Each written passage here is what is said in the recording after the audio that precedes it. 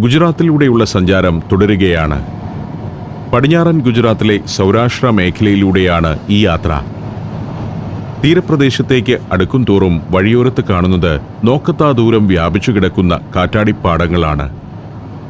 നിരന്നു നിൽക്കുന്ന വിൻഡ്മില്ലുകൾ ഓരോ സെക്കൻഡിലും ഗുജറാത്തിന് വേണ്ടി വൈദ്യുതി ഉൽപ്പാദിപ്പിച്ചുകൊണ്ടിരിക്കുന്നു.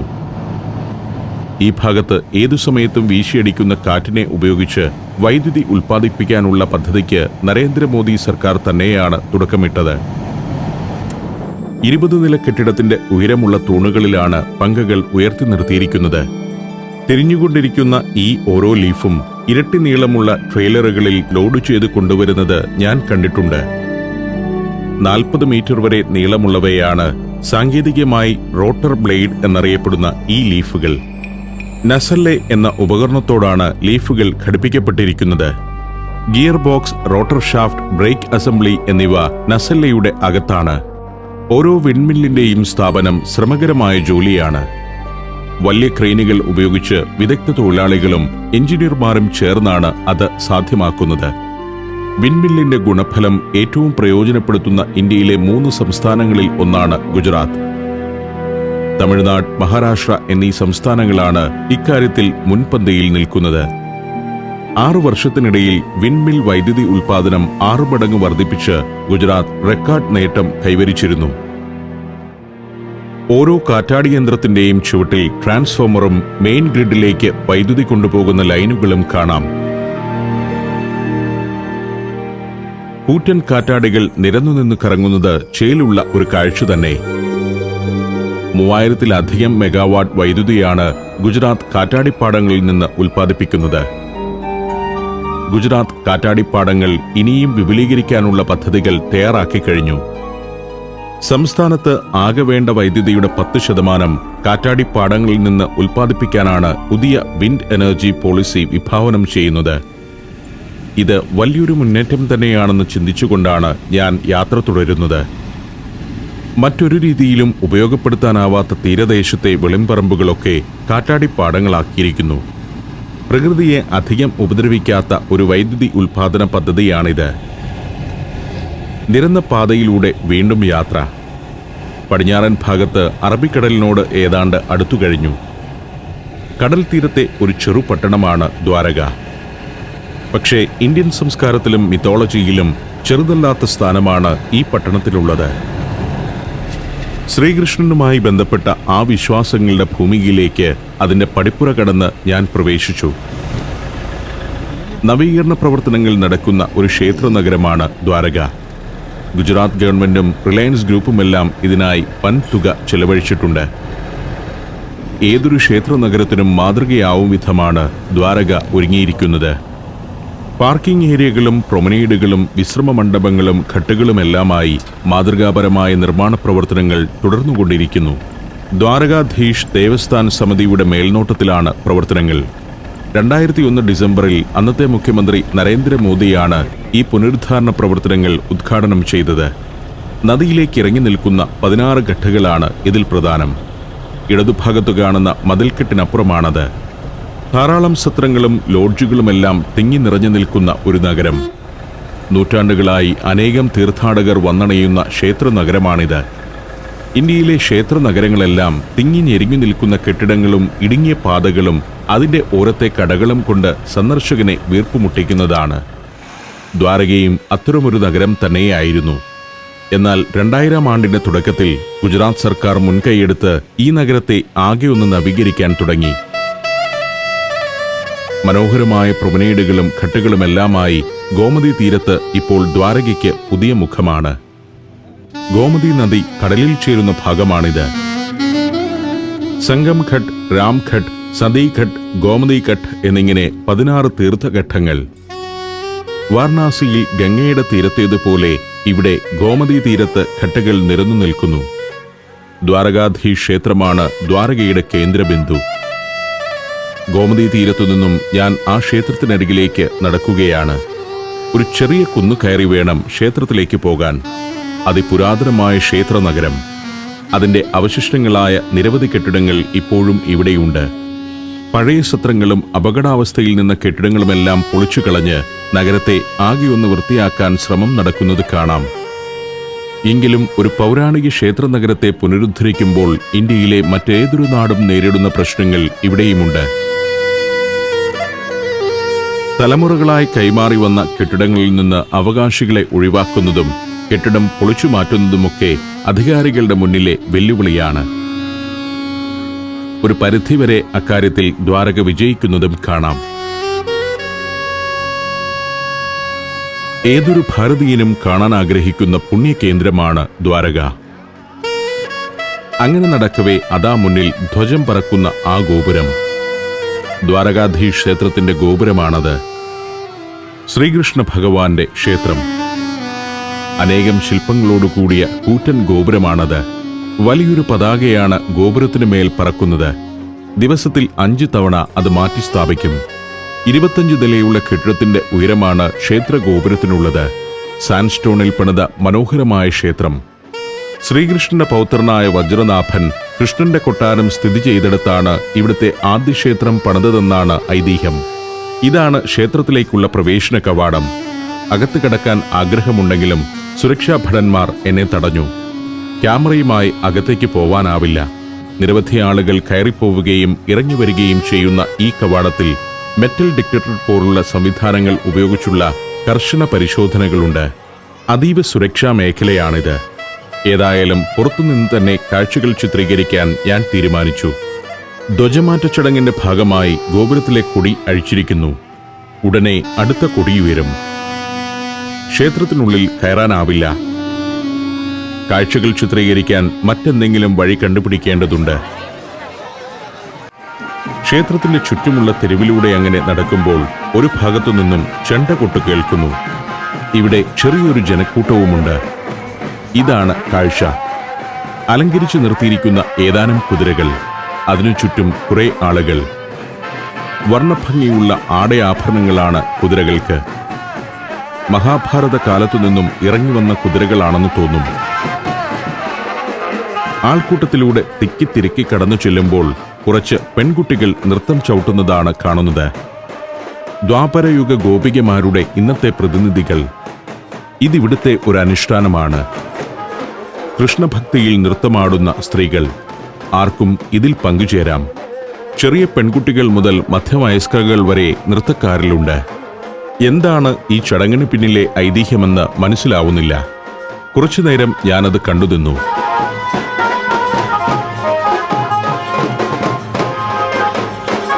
മധുരയിൽ ശ്രീകൃഷ്ണൻ ഒരു സാധാരണ ഇടയബാലന്റെ ജീവിതമാണ് നയിച്ചതെങ്കിൽ ഇവിടെ ദ്വാരകയിൽ സർവപ്രതാപങ്ങളുള്ള രാജകുമാരനായിരുന്നു. തെരുവിൽ ഒരു ഉന്തുവണ്ടിയിൽ ഒരു കൃഷ്ണ വിഗ്രഹമുണ്ട്. അതിനു ചുറ്റുമാണ് അഭിനവ ഗോപികമാർ നൃത്തം ചെയ്യുന്നത്.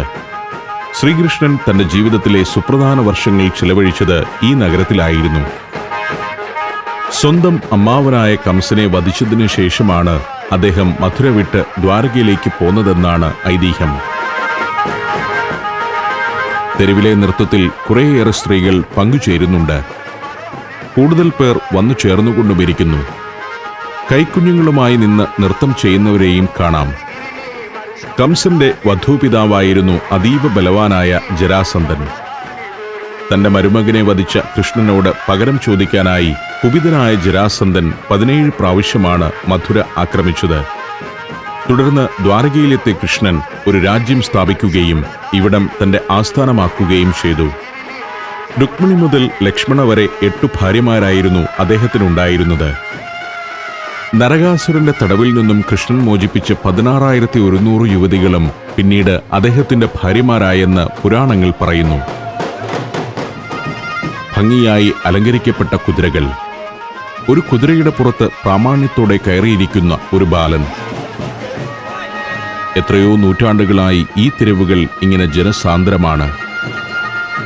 കൃഷ്ണന്റെ സ്വർഗാരോഹണത്തിനു ശേഷം 5 തവണ ഈ പ്രദേശം വെള്ളത്തിൽ മുങ്ങിപ്പോയെന്നും 6ാമത്തെ പട്ടണമാണ് ഇന്നുള്ളതെന്നുമാണ് വിശ്വാസം. വാതിൽ എന്നർത്ഥം വരുന്ന ദ്വാര എന്ന സംസ്കൃത വാക്കിൽ നിന്നുമാണ് ദ്വാരക എന്ന സ്ഥലനാമം ഉണ്ടാകുന്നത്. ഒരു കാലഘട്ടത്തിലേക്കുള്ള പിന്നടത്തമാണിതെന്ന് മനസ്സിനെ വിശ്വസിപ്പിച്ചുകൊണ്ടാണ് എൻ്റെ ഈ നടത്തം. ശ്രീകൃഷ്ണന്റെ രഥമുരുണ്ട പാതകൾ തന്നെയായിരിക്കാം ഇത്. ആ മണ്ണിൽ ചവിട്ടിയാണ് ഞാനും നടക്കുന്നത്. കൃഷ്ണനും ബലരാമനുമൊക്കെ പാദം പതിപ്പിച്ച മണ്ണു തന്നെയായിരിക്കാം ഇത്. ഇത്തരം ഏതു ചരിത്ര നഗരത്തിലും എത്തുമ്പോൾ എന്നിലേക്ക് പടരുന്ന ഒരു തരംഗമുണ്ട്. ഏതു ചരിത്രപുരുഷനും ജീവിച്ചിരുന്ന ഒരു നാട്ടിലേക്ക് എത്തുമ്പോഴുള്ള വികാരം തന്നെയാണത്. ആ മഹത് വ്യക്തികളിലൂടെ അവർ വസിച്ചിരുന്ന സ്ഥലങ്ങളും ചരിത്രത്തിന്റെ ഭാഗമാവുകയാണല്ലോ. 34,000 ആളുകൾ വസിക്കുന്ന നഗരമാണ് ഇന്ന് ദ്വാരക. യഥാർത്ഥ ദ്വാരക ഒരു ഐതിഹ്യം മാത്രമാണെന്നാണ് 20-ാം നൂറ്റാണ്ട് വരെയും ആളുകൾ കരുതി വന്നത്. 5000 വർഷം മുൻപ് നിലനിന്ന ഒരു നഗരത്തിന്റെ അവശിഷ്ടങ്ങളൊന്നും ഇന്നത്തെ ദ്വാരകയിൽ ഇല്ല എന്നതാണ് അതിനു കാരണം. 1905-10 കാലത്ത് ദ്വാരകയ്ക്ക് സമീപം കടലിൽ ഗവേഷണം നടത്തിയ ജെയിംസ് ഹോണൽ എന്ന ശാസ്ത്രജ്ഞനാണ് ഇവിടെ ഒരു നഗരമുണ്ടായിരുന്നതിന്റെ ശാസ്ത്രീയമായ സൂചനകൾ ആദ്യം നൽകിയത്. 2001 മേയിൽ അന്നത്തെ കേന്ദ്രമന്ത്രിയായിരുന്ന മുരളി മനോഹർ ജോഷി മുൻകൈയെടുത്ത് ഒരു ഗവേഷണത്തിന് തീരുമാനമായി. അങ്ങനെ നടത്തിയ അന്വേഷണത്തിൽ ഈ ദ്വാരകാ നഗരത്തിന്റെ 9 കിലോമീറ്റർ പടിഞ്ഞാറ് കടലിന്റെ അടിത്തട്ടിൽ നിന്ന് പുരാതന ദ്വാരകയുടെ അവശിഷ്ടങ്ങൾ ലഭിച്ചു. ലണ്ടനിലും ജർമ്മനിയിലും നടത്തിയ പരിശോധനകളിൽ കടലിൽ നിന്ന് കിട്ടിയ നഗരാവശിഷ്ടങ്ങൾക്ക് 5000 വർഷത്തെ പഴക്കമുണ്ടെന്ന് വ്യക്തമായി. മിക്ക കടകളിലും ഉറിയും കുടവും തൂങ്ങിക്കിടക്കുന്നു. ഉത്തരേന്ത്യൻ സ്ത്രീകൾ ഉറി ഇവിടെ നിന്നും വാങ്ങിക്കൊണ്ടുപോയി വീടുകളുടെ ഐശ്വര്യത്തിനായി തൂക്കിയിടാറുണ്ട്. ദ്വാരകയുടെ തെരുവുകളിലൂടെ സായന്തനത്തിൽ നടക്കുക രസകരമാണ്. എവിടെയും കാണാം പശുക്കളെ. ഇവിടെ ഏറ്റവും സുരക്ഷിതർ പശുക്കൾ തന്നെയാണ്. പലയിടത്തും തെരുവുകൾ മാന്തിപ്പൊളിച്ചിട്ടിരിക്കുന്നു. നവീകരണത്തിനുള്ള ഒരുക്കമാണ്. പക്ഷേ പൊടി ഒരു വലിയ പ്രശ്നമാണ്. പൊടി കയറി എന്റെ ക്യാമറ 2 തവണ പണിമുടക്കുക വരെയുണ്ടായി. തെരുവുകളൊക്കെ ടൈൽ പാകി വൃത്തിയാക്കാനുള്ള മുന്നൊരുക്കങ്ങളാണ് നടക്കുന്നത്. നടന്ന് നഗരചത്തുരം പോലെയുള്ള ഒരു ഭാഗത്തേക്കാണ് എത്തിയിരിക്കുന്നത്. ഇവിടെ കുറെ പുരാതന കെട്ടിടങ്ങളുണ്ട്. ഒരു ചന്തസ്ഥലമാണിത്. ഒത്തമധ്യത്തിൽ കുറെ പശുക്കൾ വിശ്രമിക്കുന്നു.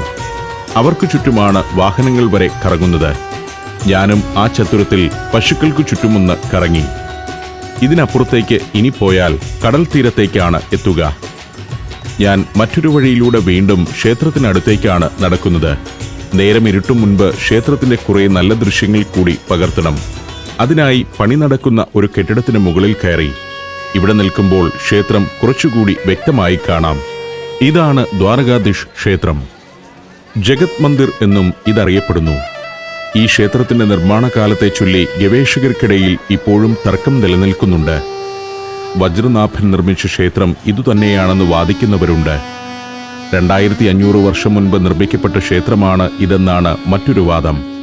എന്നാൽ 16-ാം നൂറ്റാണ്ടിൽ നിർമ്മിക്കപ്പെട്ട ക്ഷേത്രമാണ് ഇന്ന് കാണുന്നതെന്ന് ഒരു കൂട്ടം ഗവേഷകർ പറയുന്നു. കല്ലുകൊണ്ടുള്ള ഒരു മഹാനിർമ്മിതി തന്നെയാണിത്. ക്യാമറ അനുവദിച്ചിരുന്നെങ്കിൽ അതിനകം മുഴുവനായും എനിക്ക് പകർത്തിയെടുക്കാനാവുമായിരുന്നു. ക്ഷേത്രഗോപുരത്തിന് മേൽ ഇപ്പോൾ മറ്റൊരു നിറത്തിലുള്ള കൊടിയാണുള്ളത്. ക്ഷേത്രത്തിലേക്ക് പ്രവേശിക്കാൻ 2 കവാടങ്ങളേയുള്ളൂ. അതിലൊന്ന് സ്വർഗദ്വാരമെന്നും എതിർവശത്തുള്ളത് മോക്ഷദ്വാരമെന്നും അറിയപ്പെടുന്നു. ക്ഷേത്രത്തോട് ചേർന്നു തന്നെയാണ് പ്രസിദ്ധമായ ദ്വാരകാപീഠം. 8-ാം നൂറ്റാണ്ടിൽ ശങ്കരാചാര്യർ സ്ഥാപിച്ച പീഠങ്ങളിലൊന്ന്. സപ്തപുരികളിലൊന്നും ചതുർധാമങ്ങളിലൊന്നുമാണ് ദ്വാരക. ബ്രഹ്മാവിലേക്കുള്ള പ്രവേശന കവാടം എന്നാണ് ദ്വാരക എന്ന പേരുകൊണ്ട് ഉദ്ദേശിക്കുന്നത്. വൈഷ്ണവരുടെ ഒരു പ്രധാന തീർത്ഥാടന കേന്ദ്രമാണിത്.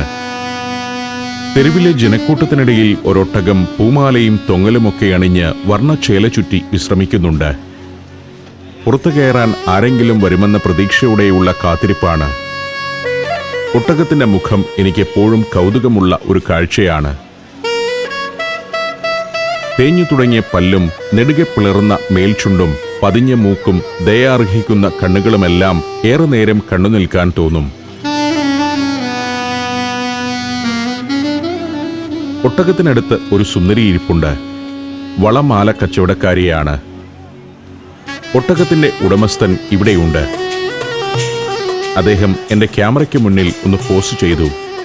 തനി ഗുജറാത്തി വേഷവും മുഖത്ത് നിഴലിക്കുന്ന പാരമ്പര്യ ചിഹ്നങ്ങളുമൊക്കെ എനിക്ക് കൗതുകമായി. മിക്ക ഗുജറാത്തി ഗ്രാമീണരുടെയും രൂപഭാവങ്ങൾ ഇതുതന്നെയാണ്. അങ്ങനെ നിൽക്കെ ഭവാനി സിംഗ് കാറുമായി എത്തി. അതിലേക്ക് കയറി. ദ്വാരകയിൽ തന്നെയാണ് ഇന്ന് ഞാൻ താമസിക്കുന്നത്. പക്ഷേ അതിനുള്ള ഹോട്ടലൊന്നും മുൻകൂട്ടി പണമടച്ച് ബുക്ക് ചെയ്തിട്ടില്ല. ലോഡ്സ് ഹോട്ടലിൽ താമസ സൗകര്യം റെഡിയാണ്. അവിടേക്കെത്തിയാൽ മതിയെന്നും മുറി ഒഴിവുണ്ടെന്നും രാവിലെ ഫോൺ ചെയ്തപ്പോൾ അറിഞ്ഞിരുന്നു. ദ്വാരക ബീച്ചിലാണ് ഹോട്ടൽ എന്നറിയാം. അങ്ങനെ ബീച്ചിലേക്ക് എത്തിയിരിക്കുകയാണിപ്പോൾ. ഇവിടെ സൗന്ദര്യവൽക്കരണ പ്രവർത്തനങ്ങൾ നടന്നുകൊണ്ടിരിക്കുന്ന മറ്റൊരു പ്രദേശമാണ് ദ്വാരക ബീച്ച്. അറബിക്കടലാണിത്. ഇവിടെ നിന്നും നേരെ അക്കരെ ഗൾഫ് രാജ്യങ്ങളാണ്. ഒരു കോണിൽ പഴയൊരു ലൈറ്റ് ഹൗസ് കാണാം. ഈ മുനമ്പിൽ ഇങ്ങനെ നിൽക്കുമ്പോൾ മുങ്ങിപ്പോയ ഒരു ദ്വാരകയെ നമുക്കോർക്കാതിരിക്കാനാവില്ല. ജരാസന്ധന്റെ ആക്രമണത്തിൽ നിന്നും മഥുരയിലെ ജനത്തെ രക്ഷിക്കുന്നതിനായി യാദവ വംശവുമായി കൃഷ്ണൻ മഥുരാപുരിയിലെത്തിയപ്പോൾ ദേവശില്പിയായ വിശ്വകർമാവാണ് ആ നഗരം സൃഷ്ടിച്ചതെന്ന് പുരാണം. ഇക്കാണുന്നതാണ് Lords hotel. Lords eco inn എന്ന മുഴുവൻ നാമം. മനോഹരമായ ഒരു സ്ഥലത്താണ് ഹോട്ടൽ. ഞാൻ അവിടേക്ക് ചെന്നു. 3800 രൂപ നൽകി ഒരു ദിവസത്തേക്ക് മുറിയെടുത്തു. അടുത്ത കാലത്ത് പണിത നല്ല വൃത്തിയും ഭംഗിയുമുള്ള ഹോട്ടൽ. അധികം മുറികളില്ല. പുറത്ത് കടൽ തീരത്ത് വരെ വലിയ ഉഷ്ണമാണ്. അവിടെ നിന്നും സെൻട്രലൈസ്ഡ് AC ഉള്ള ഹോട്ടലിലേക്ക് കയറിയപ്പോൾ നല്ല സുഖം. 404 നമ്പർ മുറിയാണ് എനിക്ക് അനുവദിച്ചിരിക്കുന്നത്. അതിലേക്ക് നടന്നു. ദ്വാരക പോലുള്ള ഒരു തീർത്ഥാടന കേന്ദ്രത്തിൽ ഇത്തരം ഹോട്ടലുകളുടെ സാന്നിധ്യം കൂടുതൽ ആവശ്യമാണെന്ന് എനിക്ക് തോന്നി. കാരണം ഇവിടെയുള്ളവയിൽ അധികവും നിലവാരം കുറഞ്ഞവയാണ്. ലോഡ്സിനോളം നല്ല ഹോട്ടലുകൾ അധികമില്ല. കിടക്ക കാണുമ്പോൾ ഒരു ആശ്വാസം. 43 ഡിഗ്രി സെൽഷ്യസ് ചൂടിൽ അതീവ ശ്രമകരമായിരുന്നു ഷൂട്ടിംഗ്. ആ ക്ഷീണം മുഴുവൻ ശീതീകരിച്ച മുറിയിലെ കട്ടിലേക്കിറക്കി. പിറ്റേന്നുണരുമ്പോഴേക്കും സൂര്യൻ ഉദിച്ചു കഴിഞ്ഞു. 6 മണിയാവുമ്പോഴേക്കും ഇവിടെ വെയിൽ പരക്കും. ഞാൻ ഹോട്ടലിന്റെ ടെറസിലേക്ക് കയറി. ഇവിടെ നിന്നാൽ ദ്വാരകയെ വിശാലമായി ക്യാമറയിൽ പകർത്താം.